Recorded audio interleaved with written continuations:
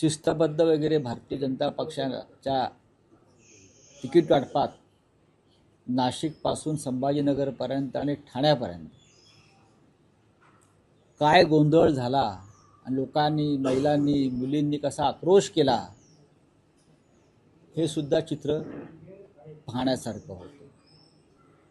बाहेरून आलेल्या उमेदवारांना, गुंडांना उमेदवारी देण्याचं काम अजित पवारांपासून सर्वच पक्षांनी केलं. ही लोकशाही आहे त्यांच्या पक्षात. की रीग आहे आमच्याकडे म्हणून हा गुंडांची रीग लागलेली आहे. काल गजा मारण्याच्या बायकोला अर्ज दिलाय आणि रीग लागली आहे ती पैसे घेण्यासाठी. उमेदवारी बरोबर जे 5 कोटी रुपये दिले जात आहेत उमेदवारी अर्जाबरोबर, त्या 5 कोटीसाठी ही रीग आहे. आणि शिंदेकडे उमेदवारी बरोबर 10 कोटी. छत्रपती संभाजीनगरमध्ये भाजपचे अनेक निष्ठावंत त्यांनी काल प्रतिक्रिया दिल्या. कोणी निष्ठावंत नसतं. ते निष्ठावंतांची काल तुम्ही भूमिका पाहिली असेल.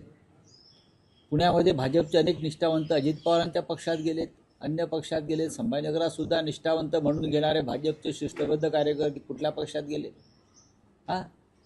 निष्ठावंत वगैरे काय नसतं. आज शिंदे गट, भारतीय जनता पक्ष आणि अजित पवार उमेदवारी अर्जाबरोबर जे आर्थिक पॅकेज देत आहे 5-5, 10-10 कोटीचं, त्यासाठी हा गोंधळ आणि रीग, निष्ठा त्या पैशाच्या पावसात वाहून गेलेले आहेत. आमच्याकडे शुद्ध कार्यकर्ते आहेत. शाखा प्रमुख असतील, त्यांच्या कुटुंबातला कोणी कार्यकर्ता असेल, जुने आमचे कार्यकर्ते आहेत सगळे. आम्ही त्यांना उमेदवारी दिल्या आणि सामान्य मराठी माणसं आमच्याकडून निवडणुका लढल्या. आणि शिंदेच्या शिवसेनेमध्ये जाऊ द्या, अनिल कोकीळ आहेत, त्याच्यानंतर प्रीती पाटणकर आहेत. अनेक जणांचं असं म्हणणं आहे की घराणेशाही होती, नेत्यांच्या मुलांना तिकीट दिली, त्याच्यामुळे काही जण नाराज होऊन अपक्ष त्यांनी अर्ज भरले. या बंडखोरांना आता रोखणार कसं? बघा, यांना मी बंडखोरी हा शब्दच मी काले म्हटलं. हे बंड वगैरे काय नसतं. याला तुम्ही कसला बंड म्हणताय? या पक्षात तिकीट दिलं नाही म्हणून दुसऱ्या पक्षात जाऊन तिकीट घ्यायचं, हे बंड झालं का? बंड एकच झालं या देशामध्ये. ते 1857चं बंड, ब्रिटिशांच्या विरुद्ध स्वातंत्र्यासाठी, विचारांसाठी झालेलं बंड आहे. तिकिटासाठी बंड होतात.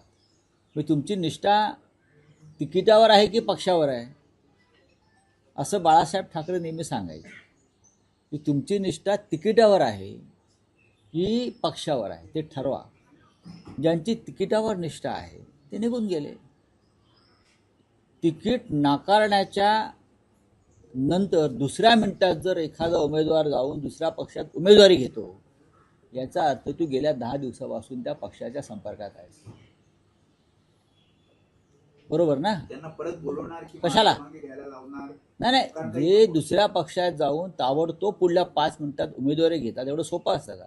याचा अर्थ तुम्ही मागच्या 10 दिवसापासून किंवा काही काळापासून त्या पक्षाच्या संपर्कात आहात की मला इथे तिकीट मिळालं नाही तर मी ताबडतोब तुमच्याकडे येतो. यांना निष्ठावंत किंवा बंडखोर वगैरे कसं म्हणणार तुम्ही? यांना बेईमानच म्हटलं पाहिजे. त्यातले काही लोक 2-2, 3-3 वेळा नगरसेवक झालेले आहेत पक्षाच्या तिकिटावर. इतर कोणाला, तरुणांना, नवीन लोकांना संधी द्यायची नाही का? काय